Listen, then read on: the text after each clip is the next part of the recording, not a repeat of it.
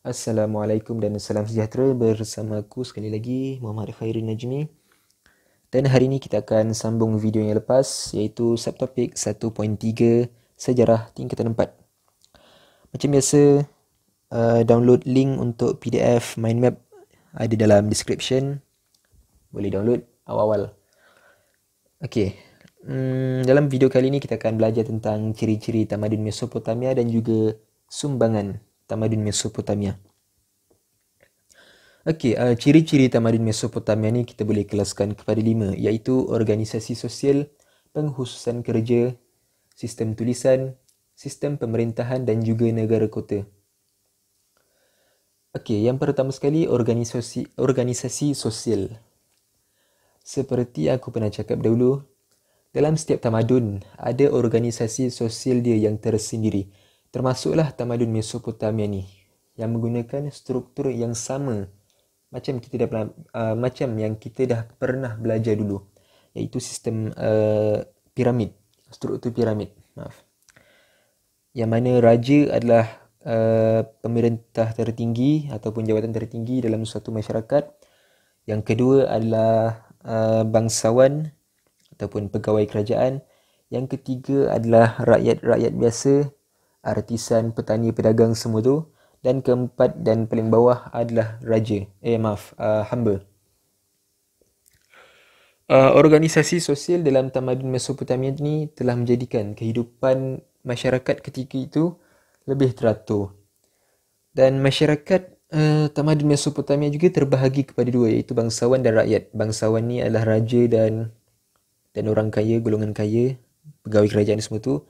Dan rakyat adalah rakyat biasa dan juga hamba. Okey, yang kedua, pengkhususan kerja. Pengkhususan kerja ni berlaku apabila ada lebihan pertanian. Maksudnya, contohlah ada lebihan sayur. Yang menyebabkan ada petani yang bertukar bidang ataupun bertukar kerja. Contohnya menjadi peniaga, pedagang dan juga artisan. Contoh kita ambil zaman sekarang lah. Graduan medik dan juga graduan engineer, kejuruteraan. Okey, dah banyak sangat, jadi ada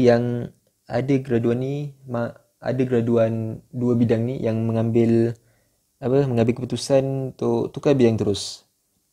Ada yang asalnya mengambil course mechanical engineering, lepas graduate diorang jual kowe lah contohnya. Macam tu lah. Itulah pengkhususan kerja ni, macam tu lah.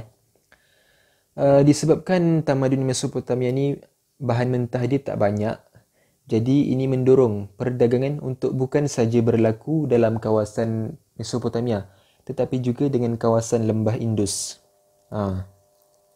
Mesopotamia ni dia negara pertanian, bukan negara bahan mentah. Emas, besi, logam semua tu dia tak banyak. Dia lebih pada makanan, sayur, buah, macam tu lah. Jadi dia akan bertukar barang ataupun berdagang dengan tamadun-tamadun lain. Dalam konteks ni kita bercakap tentang tamadun Indus. Dia akan bertukar barang dengan tamadun Indus untuk bahan mentah tersebut. Dan ada juga rakyat yang menjadi askar untuk mempertahankan negara kota mereka. Kemudian, tamadun Mesopotamia ni ada juga sistem tulisan. Dia ada sistem tulisan dia sendiri yang pada awalnya tulisan bergambar saja dan kemudian bertukar kepada tulisan simbol yang dikenali sebagai tulisan cuneiform. Cuneiform.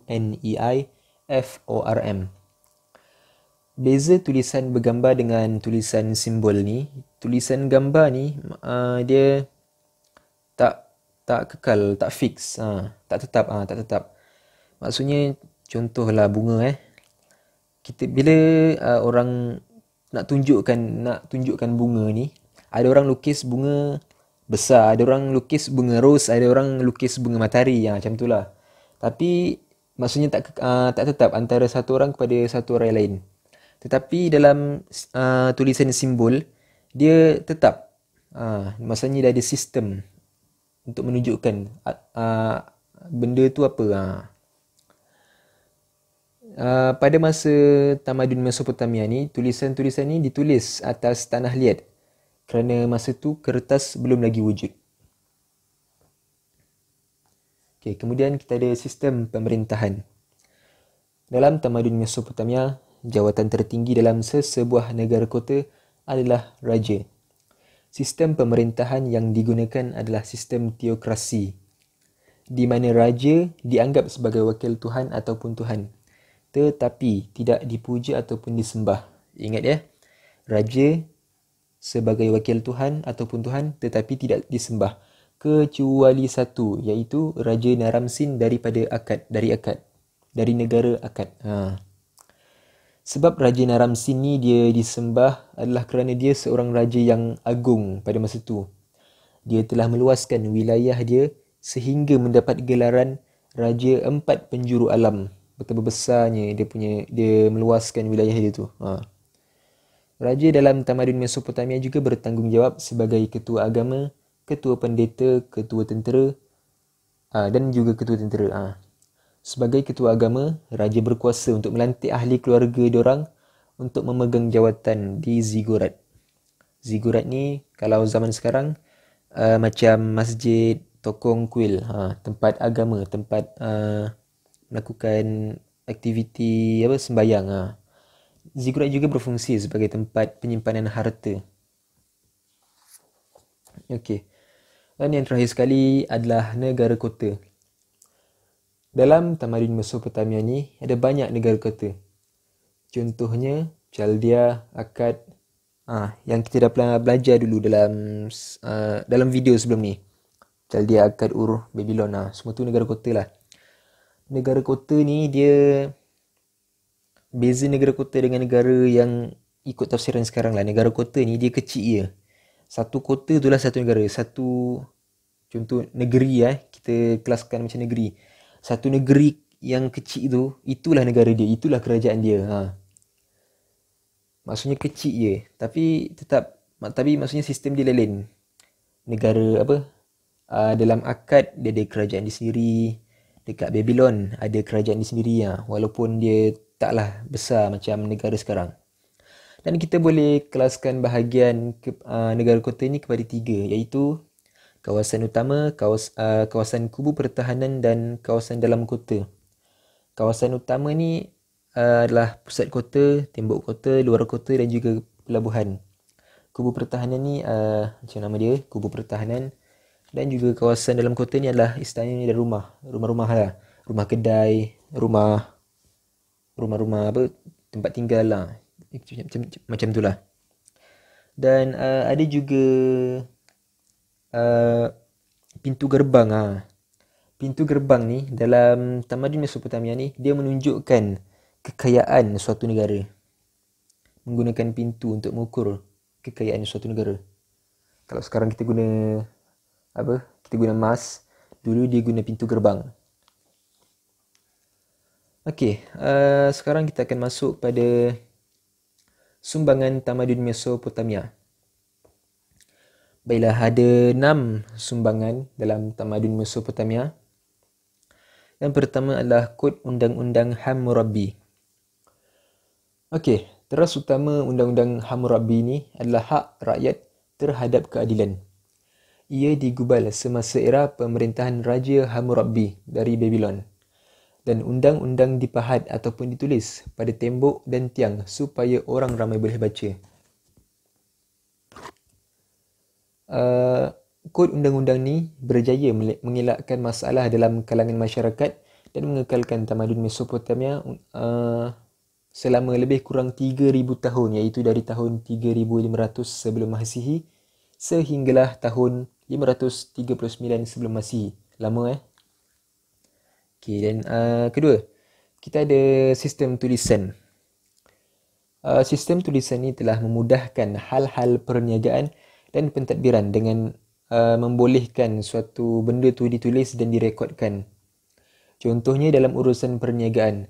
Sebelum ni kita hafal nama Contohlah ada satu orang ni dia berhutang, tak bayar. Kalau dulu sebelum ada sistem tulisan ni kita kena ingat nama dia, kita kena ingat berapa jumlah yang dia hutang tu. Sekarang ni kita bila ada sistem tulisan ni, dia tulis je nama dia masuk dalam buku 55, buku 35. Contohnya lah Dan tradisi sastra juga telah menaik apabila ada sistem tulisan ni. Dan salah satu hasil sastra dalam tamadun Mesopotamia ni adalah epik Gilgamesh. Epik Gilgamesh ni, satu. Epik ni bermaksud kisah. Dalam kata lain, kisah Gilgamesh. Dia bukan epik yang korang main ML tu. Epik Gilgamesh ni menceritakan tentang falsafah dan juga cara hidup orang Mesopotamia. Alright, yang ketiga kita ada ilmu. Sumbangan terhadap ilmu. Perkembangan ilmu dalam tamadun Mesopotamia boleh dibagikan kepada 3 jenis ilmu, iaitu dalam bidang ilmu astronomi, ilmu perubatan dan juga ilmu matematik. Yang pertama, ilmu astronomi. Baiklah, dengan memerhatikan pergerakan bulan, bintang dan matahari, ilmuwan ketika itu ataupun masyarakat ketika tamadun Mesopotamia, dia boleh menggunakan jalan laut dan juga mencipta kalender solar, kalender matahari yang ada 365 hari dalam setahun ni. Sebelum ni mungkin dia tembak je, jalan laut pun tak tahu nak jalan mana kan. Jadi bila dah tengok bintang ni, kan boleh tahu mana arah utara bila kita tengok bintang. Itulah contohnya antara ilmu yang berkembang dalam tamadun Mesopotamia ni. Kemudian dalam segi perubatan, ketika tamadun Mesopotamia ni, lebih kurang 500 jenis ubat telah dikatalog dan disampelkan berserta cara penggunaan untuk merawat suatu penyakit. 500 jenis ubat, banyak tu. Yang ketiga sekali adalah dalam ilmu geometri. Ini sebenarnya cabang daripada ilmu astronomi juga. Dia perhatikan pergerakan bulan, bintang, matahari. Lepas tu dia develop satu cara untuk buat tambah tolak darat bahagi dan juga punca kuasa 2. Dan dari situ berkembanglah ilmu geometri. Ilmu geometri ni adalah ilmu bentuk bulatan, segitiga, cara cari bulatan. Itu ilmu geometri lah tu. Okey, kemudian roda. Roda dalam tamadun Mesopotamia ni, dia berfungsi untuk pengangkutan iaitu kereta kuda dan juga berfungsi sebagai kincir air untuk mengairi tanaman dan mengawal banjir. Itu saja untuk roda. Pengangkutan. Tamadun Mesopotamia juga mencipta kapal layar dan kenderaan beroda yang terawal di dunia. Dengan 2 alat pengangkutan inilah, kapal layar dan kenderaan beroda, tamadun Mesopotamia berjaya berhubung dengan tamadun dan negara kota yang lain. Baiklah, yang terakhir sekali adalah cara membuat batu bata. Tanah liat dalam tamadun Mesopotamia ni, tanah liat berjaya ditukarkan kepada batu bata, dan dengan batu bata inilah bangunan-bangunan, arca dan tiang-tiang yang tinggi dibina. Antara arca yang dikenali dalam tamadun Mesopotamia ni adalah arca Raja Gudia. Raja Gudia ni adalah seorang raja dalam tamadun Mesopotamia. Okey, itu saja untuk subtopik 1.3. Kalau ada soalan, tak faham ataupun apa-apa saja nak tanya ataupun suggestion untuk memperbaiki video, boleh tinggalkan di ruang komen. Like, share dan subscribe kepada Let's Studio. Okey, terima kasih.